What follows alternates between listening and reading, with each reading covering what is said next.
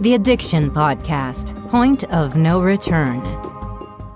Hello, and welcome to the Addiction Podcast, Point of No Return. My name is Joni Siegel, and I'm the host for the podcast.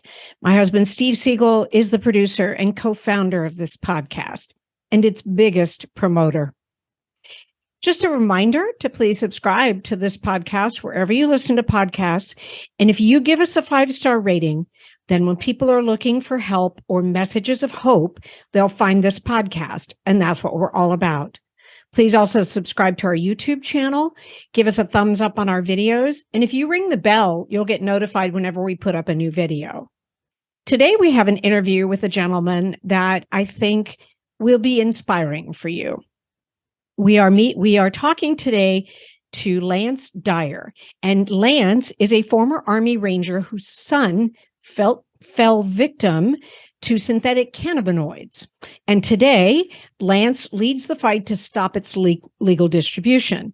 Forming an alliance with Drug Free World, his work contributed to banning the sale of the drug in the U.S. So let's talk to Lance Dyer. Lance Dyer, thank you so much for being willing to talk to us on the podcast today. Oh, well, thank you for having me. Absolutely. So I know a little bit about your story, but that's because I did watch the Voices for Humanity program. But give a little bit of your background. I know you were an Army Ranger. Thank you for your service. And tell us how that came about and just a little bit about you. I was born in Villa, Georgia in 1962. Middle class, rural family. Played football, baseball, went off to college, joined the military, the Army, spent time there, got out, took over a family business, married Deanna, and we both had children from previous marriages, and we had Dakota. Okay. December 1st. And on March 10th, 2012, on the 9th, him and a couple of his friends went to a local convenience store. And they bought a product. It was called Mr. Miyagi's Timeout. It was labeled as incense, potpourri. Now it's known as synthetic marijuana, spice, K2, mojo. At the time, it was legal. Every convenience store in the country was selling it. Every head shop, smoke shop, sex novelty store. And what it was it's Damiano leaves, basically. At the time, it's a biological substance out of South America. You can smoke a pound of it, and the worst you're going to do is cough. But they were lacing it with synthetic cannabinoids, synthetic cathinones, and in some cases, synthetic opioids. What that did to go through the process of this, they mixed it with acetone, an industrial paint stripper. And they would spray it on these and let the acetone carry the synthetic cannabinoid, a crystalline substance, into the biological material. And then they'd package it. They packaged it in all these neat little Mylar bags, everything from Scooby Snacks to Sponge Bud. They would use whatever was current with young people at the time as the advertisement. Well, Dakota was, 6'3", 13-inch shoe, starting defensive end on our football team, AB student, more girlfriends than his mama and grandmama was comfortable with. Never used a drug before in his life. And they twisted the devil's tail and the devil bit back. They bought some of this stuff, came home, smoked it. Back then, they called it a psychotic break. That's the effect it had on his brain. Now it's called excited delirium. And he took a handgun and stood. I can only imagine the civil war he was fighting with inside of himself. And we'd had all the talks with him. We had the don't do drugs, don't drink, be respectful to women, respect your elders. We had all the conversations. This one we didn't know to have with him. Hmm. There was nothing out there. There was no material. There was nobody that was educating anyone at the time. They smoked it. He went through this excited delirium and took a handgun, did what less than 1% of the people do that do this, stood in front of a full-length mirror, a halter, and watched him shoot himself in the head. Wow. I found him about 10 minutes later. He was still alive. He was airlifted out of my front yard, and we lost him 5 hours later at Children's Hospital in Atlanta. I'm so sorry, Lance. At the time, we thought somebody had tried to break into the house and he'd put up a fight and got shot. The thoughts of my son shooting himself, I would have bet every last dollar I got 5 minutes before I found him that would have never happened. Right. If he had a fault, it was his vanity. He would, one of the major times I remember him getting in trouble, he stole his mother's cover-up makeup to hide a pimple. For him to do something to his face, or his, that wasn't him. Right. When we found out what got him, we found the package. I had to educate myself real fast on, because I didn't know what it was. And once I figured out what it was, I had a conversation with the store owner. He told me where he bought it from in bulk. I spent 3-4 weekends going through their dumpsters, collecting everything I could collect on it. Emails, packages, probably left a treasure trove of information in those dumpsters because I didn't really know what I was doing. Right. But I carried it all to hide at DEA in Atlanta. And a few months later, Operation Logjam went down.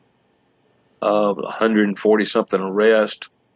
I think it was, at the time, 38 million in cash and asset seizures times 3 in drugs.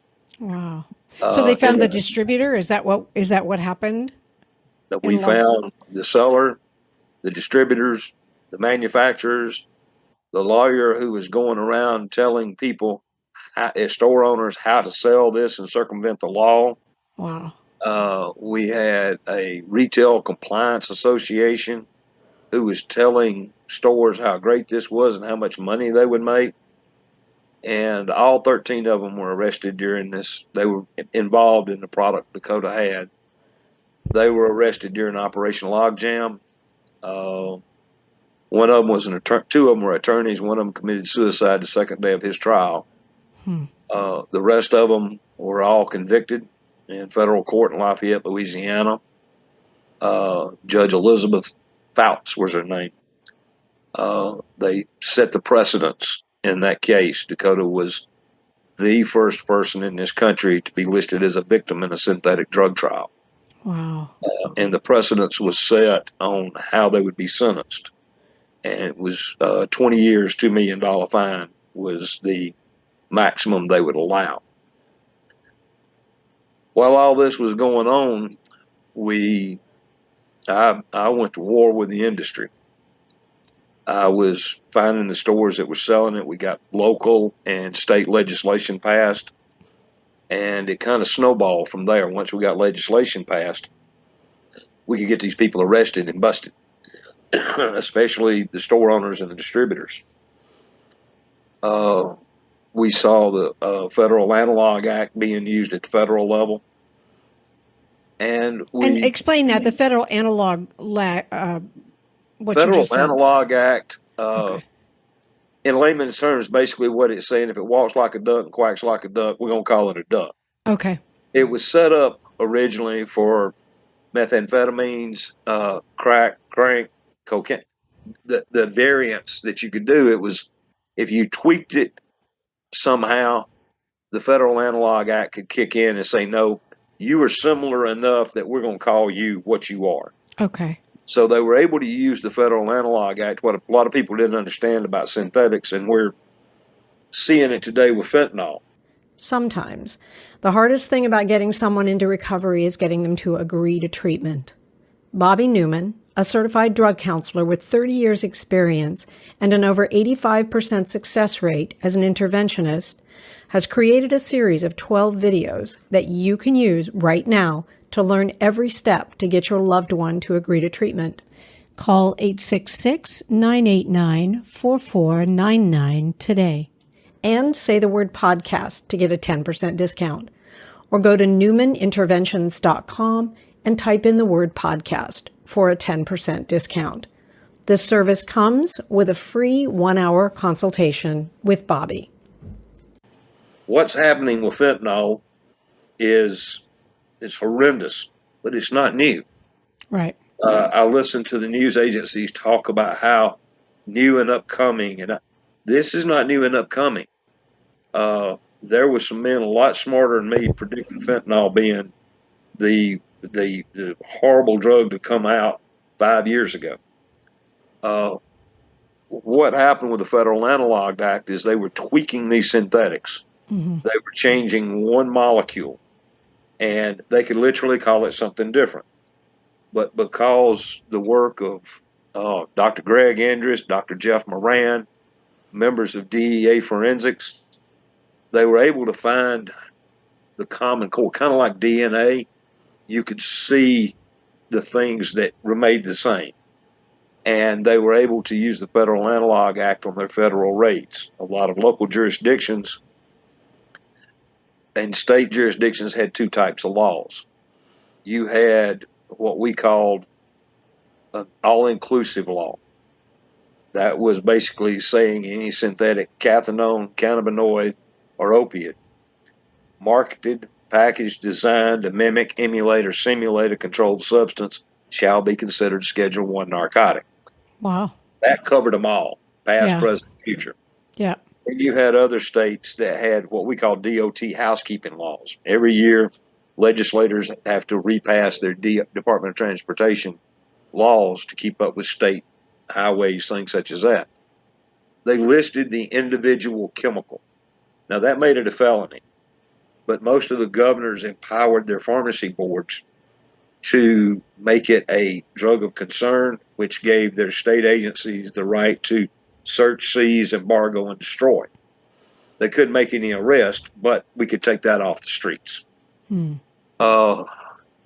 Today, all 50 states and their territories have a synthetic drug law. I was honored to be a part of, at a minimum, 26 of them. But when Dakota passed, it was all I needed was to fight back. Yep. And that's what I did. We started speaking to schools, having synthetic drug seminars, educating parents. And those parents were like me. They had no idea. I was fortunate enough to surround myself with the smartest people I could find. The men I mentioned, legal minds, forensic minds, the director of Georgia Poison Control Center, Dr. Gaylord Lopez. I'm proud to say he's a good friend of mine. But one of the smartest people in the state of Georgia when it comes to synthetics and how to stop it. When it would rear its head and we would have what we called hot spots. What a lot of parents and law enforcement didn't understand, and some still don't, is that we call these people commode chemists. They make this stuff in bathrooms, garages, basements. And when they spray it on there, there's no rhyme or reason to their recipe. They put too much of the chemical in one spot of the biological substance, and it makes it a whole lot more concentrated, say, than 5 inches away from it. We would see hot spots show up where a store would get a batch of it, they would sell it in a day, and within a matter of hours, the hospital was being flooded with people. To Dr. Lopez's credit, and at the time CDC's, they would put boots on the ground. They would be there, wanting to know what it was. They had teams that could reverse engineer it and tell their law enforcement agencies or the feds what they were dealing with. And they were able to shut some of these businesses down relatively fast. Wow. What parents didn't realize, and if I've had this question asked to me once, it's been 1,000 times. is how is my child getting this? You are listening to the Addiction Podcast, Point of No Return. For more information on the podcast or to reach out if you have a story you would like to share with us, go to our Facebook page by the same name, or you can email us at theaddictionpodcast@yahoo.com, or go to our website, theaddictionpodcast.com, or call us at 727-314-7080. And please remember to subscribe to our podcast wherever you listen to podcasts and give us a 5-star review. Your child's getting it through a green dot card, through allowance money, through swapping stuff, and they can have it delivered straight to the home, and the parent may never know it. Yep. They walk in a convenience store and they buy it pre-made. Parents have to be vigilant. They have to be aware. I've had parents, I've got to give my child their space. They have to find their identity. They need to find themselves. And I'm a little crass. They're not lost. No. If they're lost, you need to tell them where to come to. Yeah. If they don't know who they are, tell them to look at their driver's license, or you tell them. They don't need to. The experimentation in this now is not 30 years ago with marijuana. People weren't falling out within 5 minutes dying from smoking marijuana 30 years ago. Right. We had people literally dying with the pipe or the rolled product or the vape product in their hand. And parents have to be more proactive. They have to educate themselves. Yep. A dumb old country boy like me can do it. Anybody can. Yep. They have to be in that child's life, because what we're witnessing now, in my opinion, is the drugging and dumbing down of America's youth. Mm-hmm. We're seeing like fentanyl. Fentanyl is a synthetic opioid. It's coming out of China, out of the same manufacturing plants that produced the synthetic cannabinoids 10 years ago. How it's getting here has just changed. When the Spice K2 was coming in, it was being shipped direct through DHL facilities. The United States Postal Service was the biggest drug mule at the time. It was just being mailed through the mail. Since the synthetic drug laws and since the strengthening of our customs enforcement through drug detection equipment, canines, things such as that, the Chinese have partnered with the drug cartels. They are shipping the product into Mexico. The cartels are using their mules or their people to come across our borders, and they're bringing it wholesale into the United States. Yeah. It's a lot more deadly than synthetic cannabinoids and cathinones were, but it's the ease, it's the cheapness, it's the way they are able to lace and make counterfeit pills with it. And young adults and young people today need some direction. Yep. They don't need to be left to their own demises with this, because what they don't understand is how fatal. Right now, between the ages, I believe it's 17 and 50, fentanyl's the number one killer in this country. Wow. I mean, that's above heart attacks, suicide, cancer.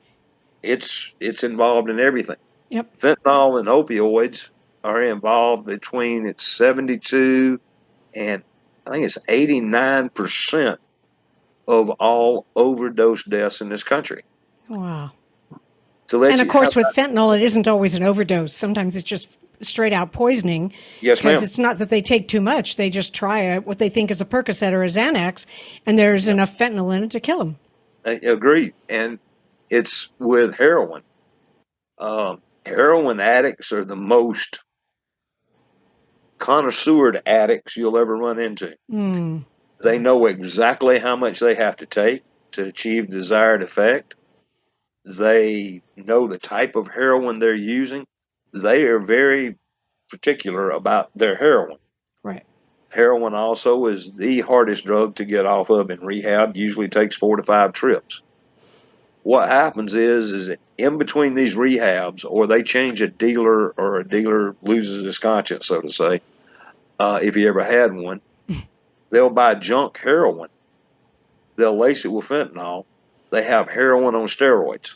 Yep. And you get somebody that thinks they're doing what they've always done, get a hold of that heroin, and they die with a needle in their arm. Yep. We're seeing more and more and more young people thinking fentanyl is a rite of passage. It's a rite of passage into a grave. Yeah. I know that's an interesting perspective. I mean, the amount of deaths that happen in this country that are opioid, or we call them synthetics because all of them are, is the equivalent of a jet airliner with 375 people on board crashing in this country every 20 hours. Yeah. Now, if every 20 hours we were having airlines drop out of the sky with 300 to 400 people on it and them dying, there would be major changes to the airline industry. This is not a political opinion. But if the pilots of those jet airlines happen to be walking across the borders from Mexico into the United States, exactly, maybe something would change there. This is where our border needs to be shut down, not from an immigration point of view, but from a health and human services point of view, a national emergency when it comes to the fentanyl deaths. It needs to be shut completely down until there is a way we can stop it. Yep. I understand our point of entries. Ellis Island was a point of entry. Yep. Wasn't people smuggling stuff through Ellis Island too much. But we have to shut it down because all we're doing is allowing the basically unrestricted flow of drugs to come into the United States with zero check and balance on our side. Is the Border Patrol doing the best they can to intercept them? Without question. Yeah. Those men and women down there, I've had the pleasure of meeting with them. They're doing a phenomenal job with the limited resources and limited personnel they have. Yep. I have in my mind a way that we can fix that problem in about 3 days. But yes, I'm sure you do. It's not. You are a former Army Ranger. You didn't say that, but I know that. It's not politically correct. I understand that as well. My idea. Sorry, go ahead. No, you go ahead. I'd bring the boys out of Fort Hood with their tanks and armored personnel carriers and helicopters. Our border would be secured. Yep. But that's not. That's not how the line of thinking is today. I understand. Lance, I'm going to change the subject just a little bit because I know from what I know about you, you kind of moved off into educating kids and parents, and you found the drug-free world materials. And how did that come about, and how are you using those materials, and how is that making a difference? I'm not the traditional Red Ribbon Week speaker.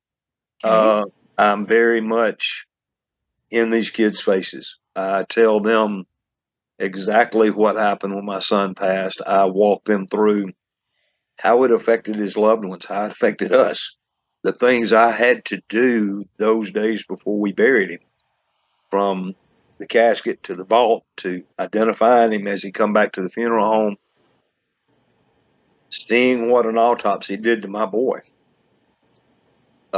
Knowing that his eyes and some of his organs were helping keep other young people alive, allowed one to see. All that's great. That's a good thing for them. But as a father, it's not things you like to dwell on. No. But as I was being asked to come speak to schools, I realized I didn't have anything to give them except my story. Right. So I had partnered with DEA, SAMFAS, Homeland, Health and Human Services, and I was getting all the material that they had in bulk to be able to give to these kids. And they've got great material if you want statistics. DEA will tell you what a great job they're doing trying to stop it, and they were. I've got much love for the DEA. Health and Human Services tells you the bad parts about it. SAMHSA will tell you how many people went through emergency rooms. And for me, or for a legislator, or for law enforcement, that's fabulous material. For a 15-year-old kid sitting in a gym, it's boring. I was testifying in Washington State to their Senate Judiciary Committee. And when it was done, I was in a senator's office with some senators. We were discussing the law. And I had to leave to go get on a plane, come back home. As I was walking down the hall, there was a side table in the hallway. And there was one Truth About Drugs pamphlet laying there. And I was like, I ain't seen that one yet. Let me check this out. Picked it up, kind of looked at it, stuck it in my jacket pocket, and left. I read it on the plane ride home. By the time I got back to Bremen, Georgia, I wanted to know where this came from. Whose was it? So I made a few phone calls. I wound up getting it. At the beginning, it was all 14 of the pamphlets. And I vetted them. I had people that I knew look at them. DEA, I had some forensics people, and they said, Lance, there's no fault in them. I said, okay. And somehow or another, I wound up in contact with a lady by the name of Maria Roosevelt out of Vermont. To this day, I don't know how that happened, but she started making sure I got plenty of this material in. And what I noticed was in the box sets. There's a box set. I wish I had one. I should. 14 pamphlets. Everything from alcohol to the heavy-hitting drugs of the times. The kids were sticking them in their pockets. They were sticking them in their book bags. The way I gauge the success of the material with the DEA stuff and SAMHSA and Homelands, CDCs, half of it would be left in the bleachers. I'd pick it up and reuse it again. I've never had to pick up a box set or Truth About Drugs pamphlet anywhere. Wow. Every now and then, I've already got one, but here, and they'll give it back to me. We've been very successful with that material. I was fortunate enough to be able to partner with the Foundation for a Drug-Free World. They've never said no. They keep up with the stats, and other people do. I don't. But we put a bunch of those out. Yeah. I mean, bunches. Do you know how many? Do they tell you how many? Yeah, we're way up in the high 100,000s. Okay. I think we need to pitch you against Michael DeLeon, who also uses those materials. So we'll see how many he's done. Y'all can start a friendly contest. Michael has got I admire him. He's got him a niche that he just come off out of Canada with thousands of kids up there. Yep. And I don't know how much material he gave out. I'm sure it was a bunch. Yeah. But Michael's doing good work. He really is. He's got a niche with these kids that he's being successful. But he has a story of his own, and you have the story of Dakota. And I think both of you have such a personal, powerful story. And I think that resonates with the kids. And hopefully it resonates with parents as well. Because, you were saying this before, but parents think, never would it happen to my kid. And what they need to understand... You're looking at him. I know. And what they need to understand is it's not because your child is bad. It's not because your child is unethical. It's not because your child wants to die. They just get caught up and think, oh, well, I can try this. Because when you're 16, 17, 18, 20, you are invincible. You're 10 foot tall and bulletproof with a big S on your chest. Exactly. And this is not going to happen to you. And you parents think my kid is an A student. My kid is, into sports. My kid is an artist. It's not going to happen. And it just takes one of these synthetic pills that is that can kill them. And it's just, that's why I keep coming back to poisoning. It's not overdose, No, It's one thing. Yeah. It's one thing if your child gets addicted to cocaine or addicted to painkillers.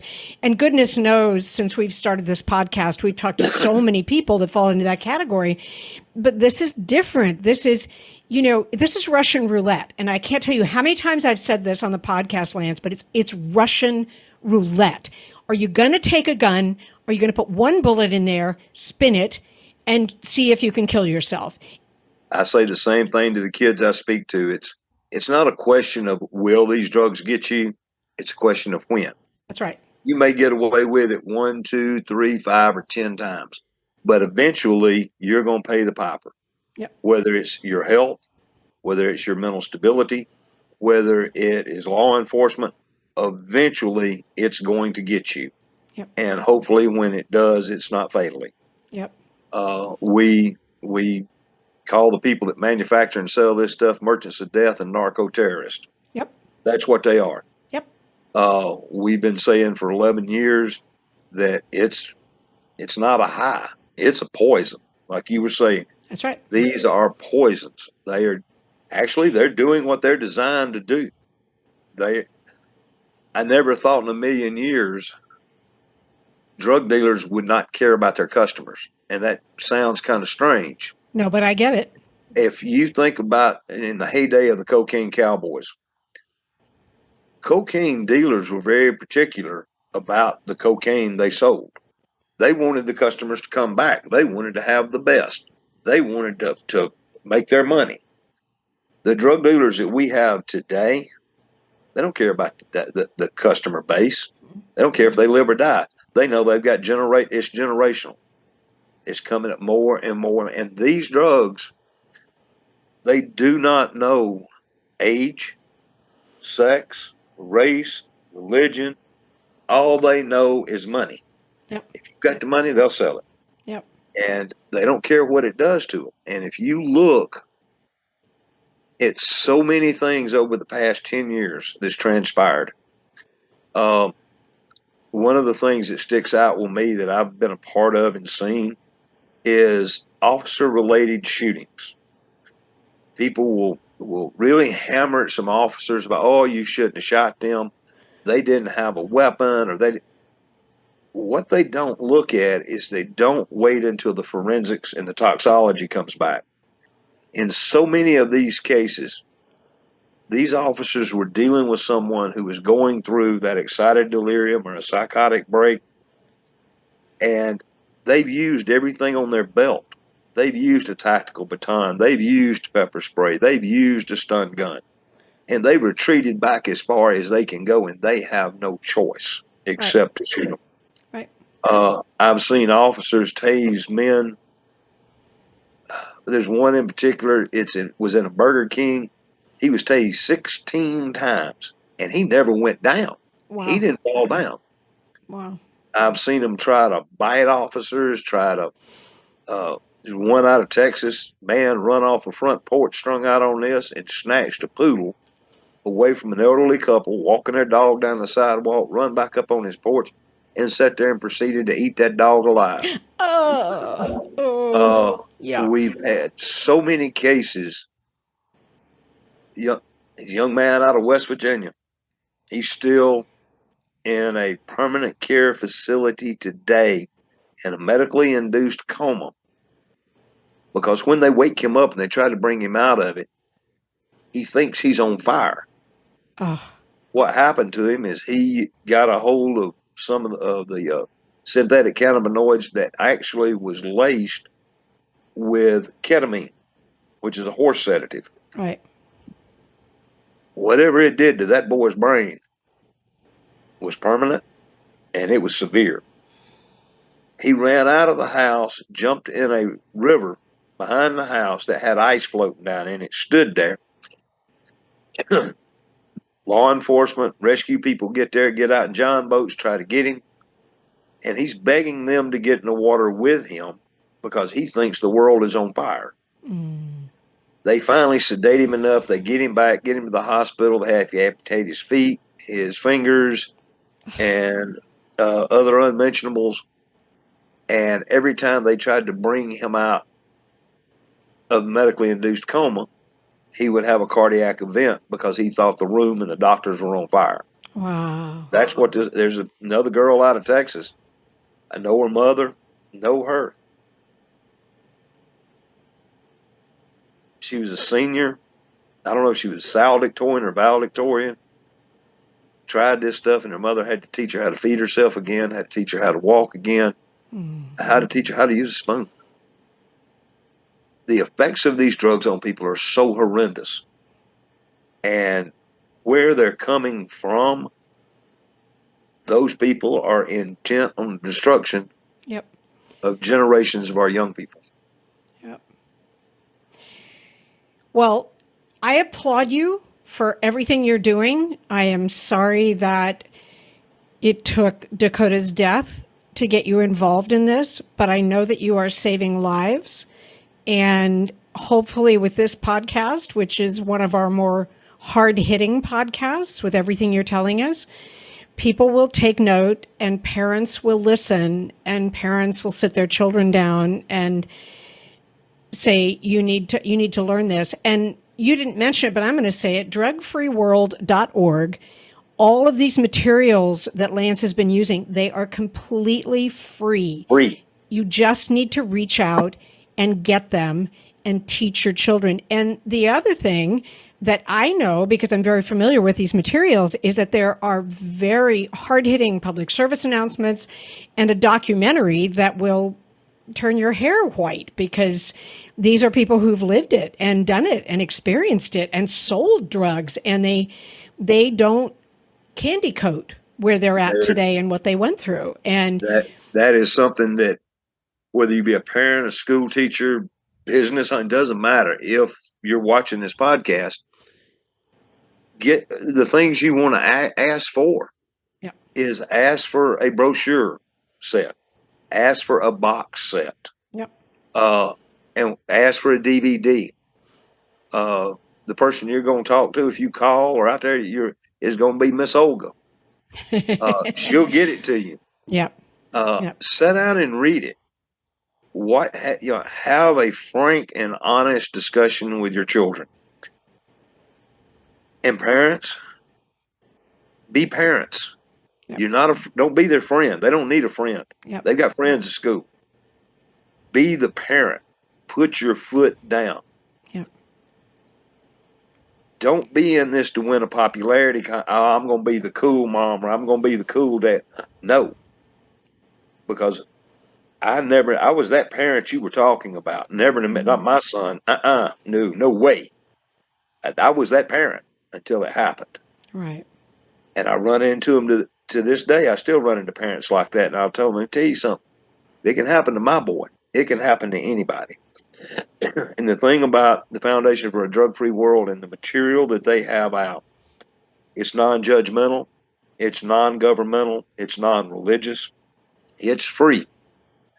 That's the reason it is so attractive to the schools and colleges we've been able to put it into, is that it's not costing the taxpayers one dime when we put this material into schools. There are online courses through Drug-Free World that classes can take. There are teachers' kits that have a teacher's workbook to tell her how to go through them. It has the box sets. It has the DVDs. It has everything self-contained that a teacher would need to teach drug education and drug awareness to a classroom. Yep. These boxes, there are private companies out there that sell these things anywhere between $1,700 and $2,500 a box. Drug-Free World does it for free. Yep. And they don't ask for anything in return except what are the results? How is this impacting your student body, or how is this impacting your family?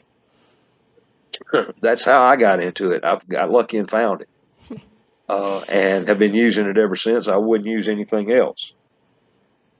It's the DVD is the people in it that's talking about their situations in life. They are these young adults' peers. Yep. And parents, your children are the single most precious natural resource this country has. Yep. It is our job to protect it. It's our job to educate them. If we don't,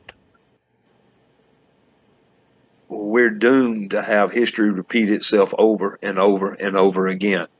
When we're losing as many children as we're losing today, to death, to the the brain damage that's done, we're losing a wealth of success in generations of young people. Yep. This whole, I don't know where in our history or where in our culture parents stop being parents. Mm. And I see that. I'm not saying all parents are that way. No, I know. But I'm seeing it more and more that we're not taking the time to sit down with them and, explain it to them. Tell them what these drugs do to them. Not, don't do drugs because I say so. No, that's not cutting it anymore. We have to give them reasons. And if we don't stop it, there are parents out there who are doing it today. They'll do it tomorrow, and they will do it next week. They will make the same phone calls I made. They will walk into a funeral home and have a funeral home director explain to them how long a vault will keep the moisture out of their child's casket. They will have to walk in there and have a blanket pulled back, and you see the incisions. You see what they did to your child. Those are mental pictures that you will carry with you till the day you die. Yeah. And it can be prevented. All we have to do is say no more.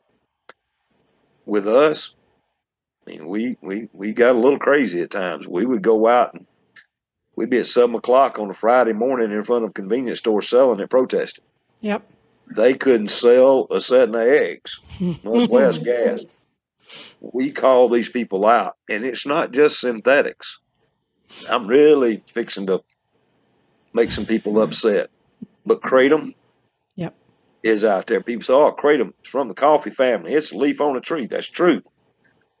But when it is made into an extract or a concentrate, and it's advertised and billed 500 times stronger than that actual leaf, go to Starbucks and drink 500 cups of coffee. I guarantee that's the last caffeine craving you'll ever have. Yep. That's the same way with kratom. And Lance, I'll just say that when we did a podcast and we had a few negative things to say about kratom, we got a lot of attacks. We've gotten a lot of attacks when we talk about marijuana and the really bad idea to legalize it in this country. And frankly, I don't care any more than you care. You've lived it, and we don't care. We want the people that launch them attacks is either Botanical Legal Defense Fund or the American Kratom Association. Yep. And I've stopped their butts cold in several states that have made it illegal. They don't like me, and I don't like them. Well, and it's also people who are addicted. They're addicted to kratom, and they think, you can't get addicted to kratom, or they're addicted to marijuana. Those people are their foot soldiers. Yeah. This is about money. Yep. Let me tell you a little history about their main organization, the American Kratom Association. It was initially, the idea came from Susan Ash and Wesley Todd. Well, Wesley Todd got arrested for smuggling heroin out of Mexico into California. He's, I think, still serving time down in Florida. Susan Ash was removed as the director of the American Kratom Association for several reasons. The people they've got running it now, professional lobbyists. One of them has a very questionable and checkered past. I think he even got himself in some trouble one time. And they're in it for the money.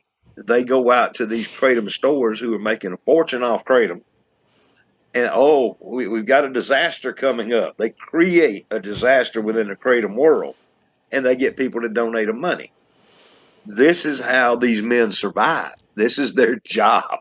Wow. And it is the biggest pyramid scheme con you will ever run into. But kratom is still addictive. People say, oh, it's not addictive.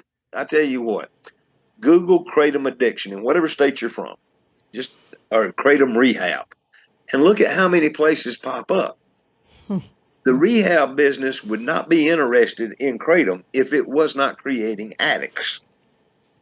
There would be no money in it for them. They wouldn't waste the time advertising. You've got deaths associated with kratom, and in some cases, other drugs were involved. We have people, oh, it'll get you off heroin, it'll get you off this, it'll get you off that. You're trading one addiction for another. Correct. Marijuana, when I get into that conversation, I laugh. You look at the studies on marijuana, they're 20, 30 years old. The marijuana of today has been altered so much. It's been spliced, and it's so much more potent than what it was out there 30 years ago. You can't use those studies and make a comparison to what's out there today. Nope. The CBD oils and the gummies and all of this. These are not marketed to adults. Nope. A gummy bear? Really? You're marketing this to kids. You're making it acceptable for their generation. You go into a city, my little town right here, 25, 30,000 people. We got 18 stores that sell these products. Wow. Overkill. But you get on a Friday afternoon after payday, every one of them's full. Yep. And they'll say, oh, it's medicine. Hey, medicine. If you need medicine, go see a doctor. Oh, I don't like doctors. I want traditional healing. Well, then you go find the oldest lady that lives out in the woods, and I can guarantee you she's got some traditional herbal things that don't involve you getting high. Yep. But like you said, they don't like anybody that says anything about their product. Yep. But it's not going to change. I mean, with the fentanyl, we got carfentanil, we got parafentanil coming out. Yep. The rainbow fentanyl, one part of my display, is the big Crayola chalk crayons. They were importing those in a Crayola crayon box. And it was fentanyl, multicolored fentanyl. Wow. When it got here, they'd break it up and sell it. This is how this was one of their smuggling techniques. Wow. What we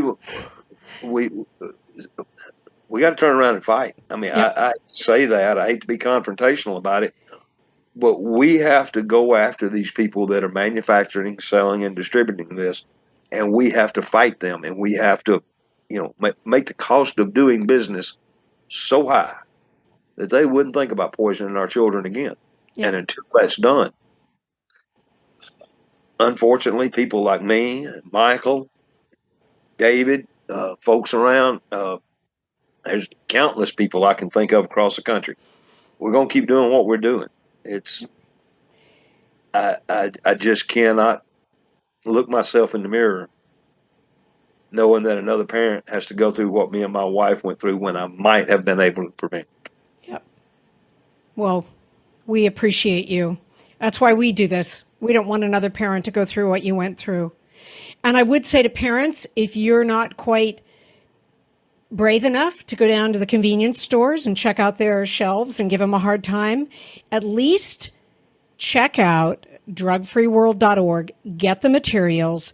You can then educate. You don't have to be a teacher. You don't need any kind of certification. I pretty much guarantee if you get one of the box sets from Drug Free World, you will know way more about drugs than pretty much everybody else that you meet. So if Lance can do that, you can do that. No excuses. It doesn't cost anything, so you can't say it's too expensive. And you can do something about it. You can get out there and do something about it. Lance, you are a rock star. Thank you for doing everything that you do. And I feel like we need to have another interview with you down the line because you stay so on top of this stuff. Yeah, I'm sure you have way more that you could tell us, but I appreciate you very much. It's an honor and a privilege to be on here with you today. And no, I'm not a rock star. I'm a foot soldier. The rock stars are people like you that get the information out there, the people that make the material that I use, the people that donate and make it where they can get that material out to folks. There's the rock stars. Those are the people that empower me. they make it so we can do what we do. For them, there's no banner big enough. There's no trophy tall enough to honor them. The only thing that I can ever think of is when I have the opportunity is tell them, not metaphorically, but actually, what you do is saving lives. And if you're doing that, that's a pretty good day. And the people that make it possible for me to do what I do, that's the heroes right there. Thanks. Thank you, Lance. Thank you. Thank you for listening. If you didn't get anything else out of Lance's interview, please, please, please go to drugfreeworld.org, get the truth about drug materials, and use them to educate others. If you can't do anything else, you can do that. Everybody can do that.